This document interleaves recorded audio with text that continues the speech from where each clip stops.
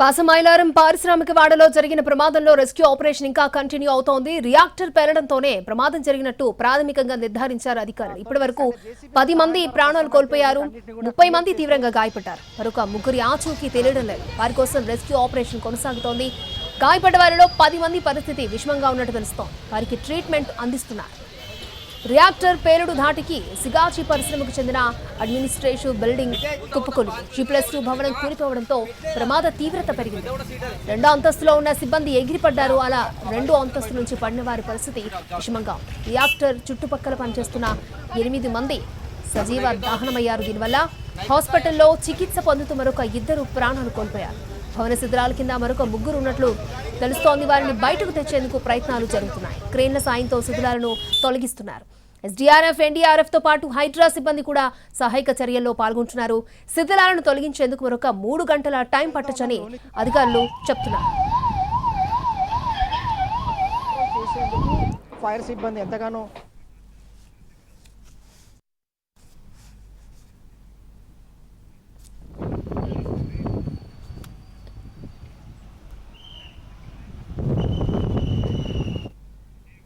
Right, శిథిలాల కింద ఒక 3 ఉన్నట్లు తెలుస్తోంది. వారిని బయటికి తీసేందుకు రెస్క్యూ ఆపరేషన్ ఇంకా కొనసాగుతూ ఉంది. ఇప్పటికే 10 మంది మృతి చెందారు. మరొక 10 మంది పరిస్థితి విషమంగా ఉన్నట్లు తెలుస్తోంది. రైట్, పూర్తి డీటెయిల్స్ పటాన్చెరు హాస్పిటల్ దగ్గర నుంచి అప్డేట్స్ అందించడానికి మా ప్రతినిధి ప్రేమ్ లైవ్ లో సిద్ధంగా ఉన్నారు. ప్రేమ్, క్షతగాత్రుల పరిస్థితి ఏ విధంగా ఉంది? డాక్టర్స్ ఏం చెప్తూ ఉన్నారు? అక్షయ, పటాన్చెరులో ఉన్నటువంటి ఒక ప్రైవేట్ హాస్పిటల్లో కూడా ఈ యొక్క క్షతగాత్రులకు సంబంధించి ట్రీట్మెంట్ కూడా కొనసాగుతుంది. ఇప్పటికే హుటాహుటిన క్షతగాత్రులను కూడా ఉదయం ఆసుపత్రికి తీసుకొచ్చారు. ఈ హాస్పిటల్ ఏదైతే ప్రస్తుతం మనం చూస్తున్నాం, ధృవ హాస్పిటల్లో ఈ యొక్క 10 మంది క్షతగాత్రులను కూడా తీసుకొచ్చారు. ఆ తర్వాత మరొక క్షతగాత్రుని కూడా మొత్తం 11 మంది క్షతగాత్రులని ఈ యొక్క ధృవ హాస్పిటల్లో వెంటిలేటర్ పై ట్రీట్మెంట్ కూడా అందిస్తున్న పరిస్థితి కూడా కనిపిస్తుంది. ఇందులో ముఖ్యంగా 5 పరిస్థితి మాత్రం కాస్త సీరియస్ గా ఉంది. వారి పరిస్థితి ఆందోళనకరంగా ఉందని చెప్పేసి కూడా ప్రస్తుతం వైద్యులు కూడా తెలియజేస్తారు.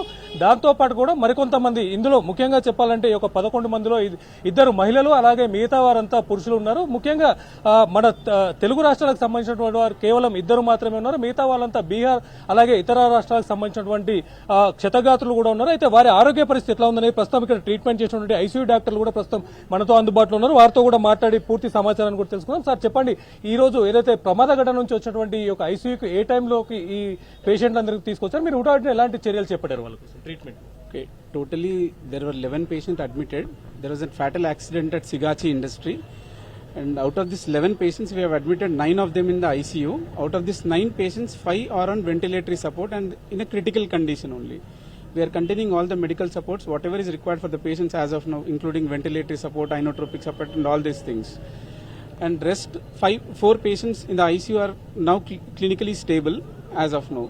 And other 2 patients we have admitted in room side, they got some respiratory tract burns, but they are stable as of now. సరే, 5 మినహా మిగతా వారి పరిస్థితి ఎలా ఉంది? వాళ్ళు అంటే డిశ్చార్జ్ అవ్వడానికి అవకాశం ఉందా? అంటే కోలుకునే పరిస్థితి కనిపిస్తుంది? The rest, other than the ventilatory patient, there are 4 patients in the ICU who are clinically stable as of now, but it requires 24 to 48 hours time for that patients also, as the burns are in the respiratory tract.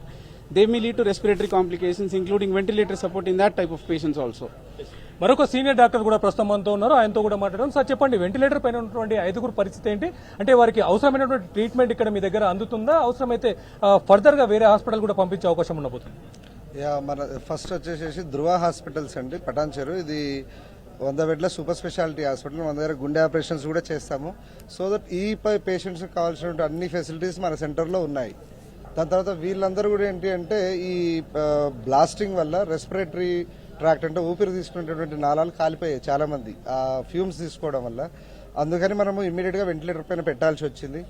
వాళ్ళకు recovery ఎలా ఉంటుందన్నది 24 hours wait చేయాల్సిందే. ఆ తర్వాత improve అవుతున్నప్పుడు support తగ్గిస్తూ ఉంటాం. Ventilator support తగ్గించి patient తీసుకుంటున్నప్పుడు మనం వీన్ చేసే అవకాశం ఉంటుంది. మిగతా వారు కూడా అరౌండ్ 50% ఉన్న వాళ్ళు ఒక 3 ఉన్నారు. ఒక 30 to 40% ఉన్న వాళ్ళు 2 ఉన్నారు. వాళ్ళు మాత్రము ఏమైనా కాంప్లికేషన్స్ వస్తే ఈ స్కిన్ బర్న్స్ వల్ల ఇన్ఫెక్షన్ కాంప్లికేషన్స్ వస్తే డిలేడ్ కాంప్లికేషన్. కాన్షియస్ లో 5 ఉన్నారండి. 5 మాత్రం వెంటిలేటర్ పైన ఉన్నారు. ఒక పేషెంట్ మాత్రం నార్మల్ గా ఉన్నారు. అయితే మొత్తానికి ఇక్కడ చికిత్స పొందుతున్నటువంటి 11 మంది పరిస్థితి కూడా ప్రస్తుతం డాక్టర్లు తెలియజేశారు. ఇందులో ముఖ్యంగా 5 పరిస్థితి మాత్రం విషమంగా ఉంది. వెంటిలేటర్ పైన ఉన్నటువంటి ఈ 5 కూడా అంటే కనీసం వాళ్ళు స్పృహలో కూడా లేనటువంటి పరిస్థితి ఉంది. దాంతో పాటు కూడా కొద్దిసేపటి క్రితమే మాజీ మంత్రి అయినటువంటి హరీష్ రావు కూడా ఈ యొక్క హాస్పిటల్ కి విజిట్ చేసి ఇక్కడ ఉన్నటువంటి క్షతగాత్రులను కూడా పరామర్శించారు. దాంతో పాటు కూడా ముఖ్యంగా ఏదైతే ఈ యొక్క చాలా సీరియస్ పరిస్థితుల్లో ఉన్నటువంటి 5 మాత్రం ఖచ్చితంగా హైదరాబాద్ లో ఉన్నటువంటి మరో సూపర్ స్పెషాలిటీ హాస్పిటల్ కి కూడా తరలించాలని చెప్పేసినటువంటి ఆదేశాలు ఇచ్చారు. దాంతో పాటు కూడా మంత్రితో కూడా మాట్లాడే వైద్య ఆరోగ్య శాఖ మంత్రితో కూడా మాట్లాడే ప్రయత్నం చేసినప్పటికీ కూడా మంత్రి అందుబాటులో లేడని చెప్పేసి ఆయన ఇచ్చినటువంటి సందేశాన్ని కూడా ఆయన మరొకసారి మంత్రి దృష్టికి తీసుకెళ్తారు. దాంతో పాటుగా కూడా ఏదైతే ప్రమాద స్థలంలో జరిగినటువంటి ఒక ఘటనలో చనిపోయినటువంటి వారి కుటుంబాలకి ఖచ్చితంగా ₹1 కోటి ఎక్స్గ్రేషియా ఇవ్వాలి. దాంతో పాటుగా కూడా ఈ గాయపడిన వారికి 50 లక్షల ఎక్స్గ్రేషియా ఇవ్వాలని చెప్పేసి కూడా వారు డిమాండ్ చేస్తామని చెప్పేసి కూడా తెలిసినటువంటి పరిస్థితి కనిపిస్తుంది. అక్షయ, ప్రేమ్, మనం చూస్తున్నాం విజువల్స్ లో చాలా తీవ్రంగా గాయపడ్డారు క్షతగాత్రులు అందరూ కూడా. సో వాళ్ళకి అక్కడే కాకుండా వేరే అంటే మెరుగైన చికిత్స కోసం వేరే హాస్పిటల్కి తరలించే ఛాన్సెస్ ఉన్నాయా, ఏమంటున్నారు? అక్షయ్, ప్రస్తుతం ఏదైతే ధృవ హాస్పిటల్లో ఉన్నటువంటి ఈ యొక్క 11 మందిలో కేవలం 5 మినహా మిగతా వారంతా కూడా కాస్త 50% కాలిన వాళ్ళు ఉన్నారు. దాని తర్వాత 20% గాయాలతో ఉన్న వాళ్ళు కూడా ఉన్నారు. అంటే ఐసీయూలో ఉన్నటువంటి వాళ్ళు అంటే మేజర్ గా ఇన్సిడెంట్ లో ఉన్నటువంటి వాళ్ళందరినీ కూడా ఐసీయూలో పెట్టి వారిని వెంటిలేటర్ పై చికిత్స చేస్తున్నారు. ఆ తర్వాత మిగతా వారిని కూడా కొంతమందిని క్యాజువాలిటీలో అలాగే కొంతమంది రూమ్ లో కూడా షిఫ్ట్ చేసి ట్రీట్మెంట్ చేస్తున్న పరిస్థితి కనిపిస్తుంది.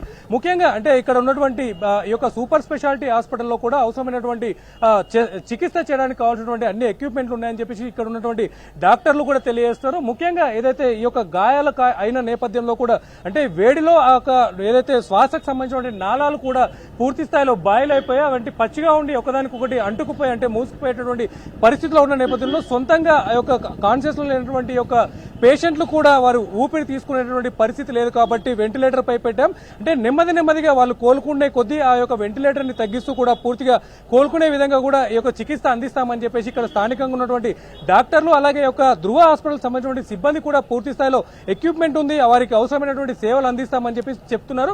అయినప్పటికీ కూడా ఇక్కడికి విచ్చేసినటువంటి మాజీ మంత్రి హరీష్ రావు కూడా కొంతమందిని సీరియస్ గా ఉన్నటువంటి కొంతమందిని మాత్రం ఖచ్చితంగా అపోలో లేదా అంటే యశోద లాంటి కార్పొరేట్ హాస్పిటల్ కి షిఫ్ట్ చేయాలని చెప్పేసి కూడా సూచన చేసినటువంటి పరిస్థితి కూడా ఉంది. దాంతో పాటు కూడా చుట్టుపక్కల మరో 4 ప్రైవేట్ హాస్పిటల్లో కూడా మరికొంతమంది క్షతగాత్రులకు ట్రీట్మెంట్ చేసినటువంటి పరిస్థితి కూడా ఉందని చెప్పుకోవచ్చు. అక్షయ, ప్రేమి, ఇటు ఎస్డీఆర్ఎఫ్ ఎన్డీఆర్ఎఫ్ తో పాటు హైడ్రా సిబ్బంది కూడా శిథిలాలను తొలగించే పనిలో నిమగ్నమయ్యారు. ఇంకొక 3 శిథిలాల కింద ఉన్నట్టు అనుమానిస్తున్నారు. ఎంతవరకు వచ్చే సహాయక చర్యలు, వారి పరిస్థితి ఏంటి? అక్కడ మేజర్ గా ఇన్సిడెంట్ జరిగినటువంటి ప్రదేశంలో చెప్పాలంటే ఉదయం నుంచి కూడా అక్కడ ఇన్సిడెంట్ జరిగిన వెంటనే కొద్దిసేపటికే అక్కడ సహాయక చర్యలన్నీ కూడా ప్రారంభమయ్యాయి. ముఖ్యంగా ఫైర్ సంబంధించిన సిబ్బందితో పాటు లా అండ్ ఆర్డర్ పోలీసులు అలాగే హైడ్రా డిఆర్ఎఫ్ సంబంధించిన సిబ్బంది కూడా ఈ యొక్క కార్యక్రమంలో పాల్గొన్నారు. ఇప్పటికే అంటే మొదటగా అక్కడ ఎక్కువగా మంటలు ఎగిసిపడుతున్న నేపథ్యంలో కాస్త సహాయక చర్యలు కాస్త మందగించినప్పటికీ కూడా ఆ యొక్క ఫైర్ ఇంజిన్ల సాయంతో ఆ యొక్క మంటలను కూడా పూర్తి స్థాయిలో అదుపులోకి తెచ్చిన తర్వాత ఏదైతే ఆ యొక్క క్షతగాత్రులు అంటే ఇప్పటికే ఆ లోపల రియాక్టర్ దగ్గర ఉన్నటువంటి క్షతగాత్రులు కావచ్చు, ఏదైతే కూలినటువంటి భవన శిథిలాల కింద ఉన్నటువంటి మృతదేహాలను కూడా వెలికితీసేటువంటి ప్రయత్నం చేస్తున్నారు. ఇప్పటి వరకు సుమారుగా ఒక 10 మందిని అక్కడ నుంచి క్షతగాత్రులతో పాటుగా కూడా 2 మృతదేహాలను కూడా కొత్తగా ఇప్పుడే వెలుగులోకి వచ్చినట్టుగా పరిస్థితి కూడా తెలుస్తుంది. పూర్తి స్థాయిలో అక్కడ జరిగినటువంటి ఆపరేషన్ పూర్తయితే తప్ప అక్కడ ఎంతమంది ఈ యొక్క ఇన్సిడెంట్ లో ఎంతమంది ప్రాణాలు కోల్పోయారు అలాగే ఎంతమంది క్షతగాత్రులు అయ్యారు అంటే అందులో ముఖ్యంగా ఎంతమంది కోలుకునే పరిస్థితి ఉంటుంది, ఎంతమంది డిశ్చార్జ్ అయ్యేటువంటి పరిస్థితి ఉండేటువంటి అంశాన్ని కూడా తెలిసే అవకాశం ఉండబోతుంది. అక్షయ్, ఓకే ప్రేమ్.